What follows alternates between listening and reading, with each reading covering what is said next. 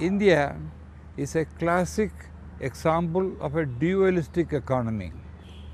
At one end, we have manufacturing, high-tech industry with IT, BT, automation, space travel, atomic energy and the like. While as at the other end, 70% of our workforce of 450 million people are still engaged in agriculture and livestock operations. So while whatever may be the pace of mechanization and high-tech industry can go on, we have to still look at how to modernize our agricultural operations and livestock management. It so happens that 50% of area under cultivation still depends on animal power, mainly bullocks and buffaloes. And therefore, all those operations which depend upon animal power for agricultural operations have to be modernized. At the other end, India's 6 lakhs villages still depend upon what we call the bullock cart for small scale transportation, small loads where the distance we moved is only about 15 kilometers and where speed is not a high criterion, we have to depend upon bullock carts.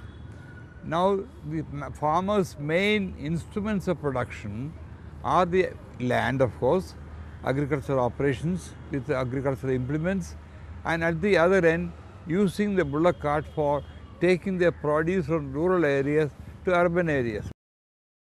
To know the magnitude of its contribution to the Indian economy, we should know that 13% of our GNP come from food grain production, 7% come from livestock operations by way of milk, work, dung, meat, fiber, shorter byproducts, etc., etc.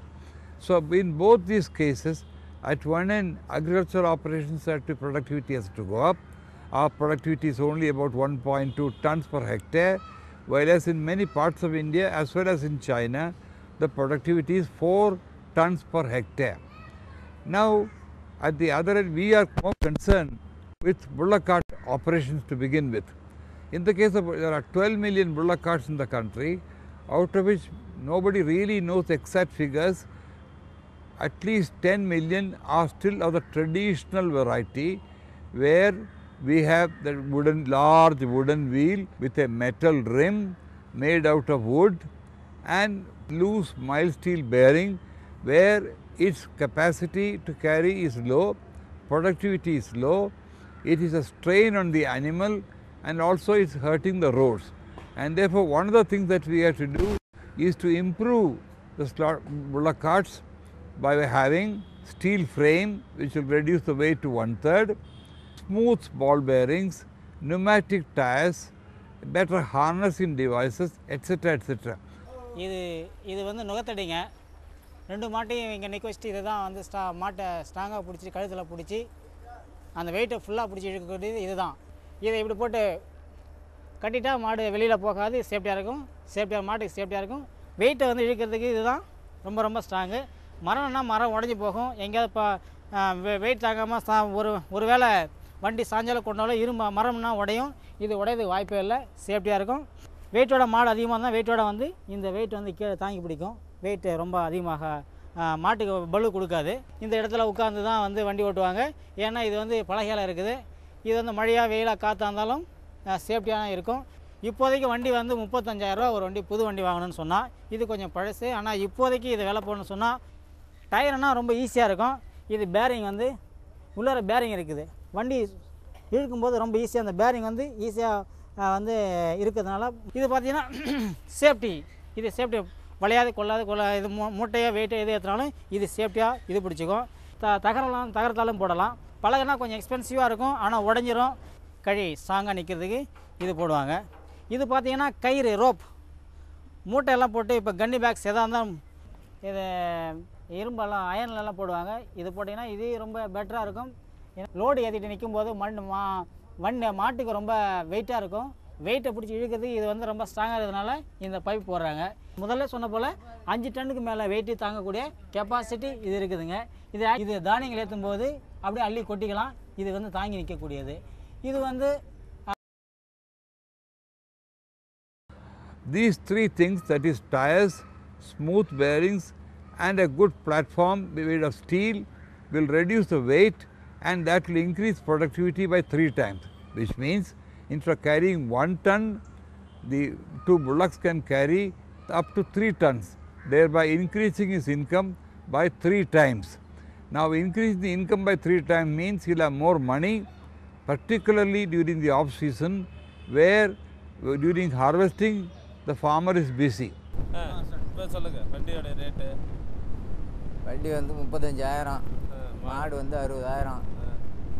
வந்து மணல் ஏற்ற போவோம், கல் ஏற்ற போவோம், கரும்பு ஏற்றி வருவோம். ஒரு நாளைக்கு வந்து 450 ரூபாய் சம்பாதிப்போம். During agricultural operations, plowing, he is busy, but 250 days a year he is idle, and his animals are also idle. There are 450 million livestock in our country, out of which about 70 million are bullocks, about 8 million are male buffaloes, about 50 million are female buffaloes, and about 50 million are cows, and about 150 million sheep, goat, pigs and so on. We are more concerned here with animal power, which provides the operational energy for carting and ploughing.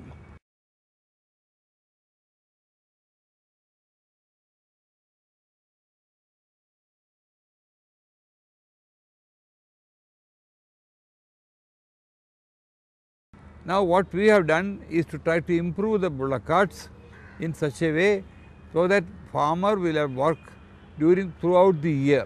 At the moment, his animals are idle, he is also idle for 250 days a year, and therefore, if he can take the improved bullock cart which we have designed, and if they can be put on the road in neighboring urban areas and keep him busy for at least 100 days a year, the income of the rural economy will go up by 20,000 crores a year.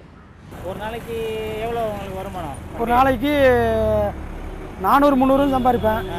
This will make the animals productive, which means he can feed them better.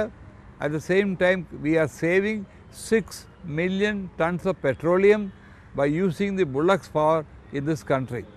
Though we may have tractorization and also trucks taking over the transportation, we have to depend upon animal power for carting and ploughing for the next 40-50 years to come.